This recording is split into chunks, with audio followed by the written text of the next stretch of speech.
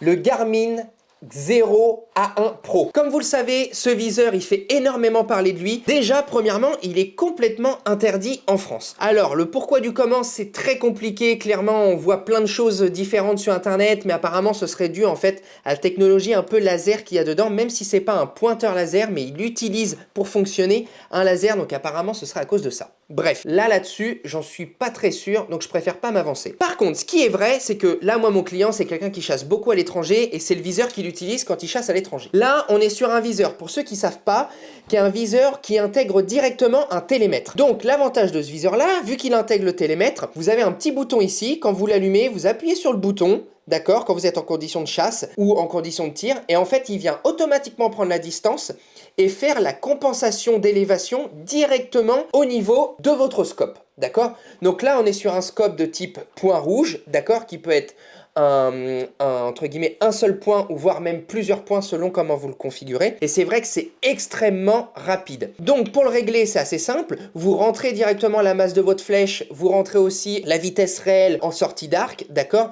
et lui il fait automatiquement les calculs. Ensuite vous allez régler la première élévation, c'est-à-dire l'élévation à 10 mètres, d'accord, et une fois que vous avez réglé cette élévation là, c'est lui qui fait automatiquement en fait les différences d'élévation selon la distance. Autre point ultra positif, c'est que vous pouvez rentrer deux sets de flèches différents. Donc par exemple, si vous avez un set de flèches pour le petit gibier ou pour le ragondin, les nuisibles, etc. et un set pour le gros gibier, et ben vous pouvez directement rentrer les deux sets. Clairement, en termes de technologie, c'est vraiment un super viseur. Malheureusement, il est interdit en France.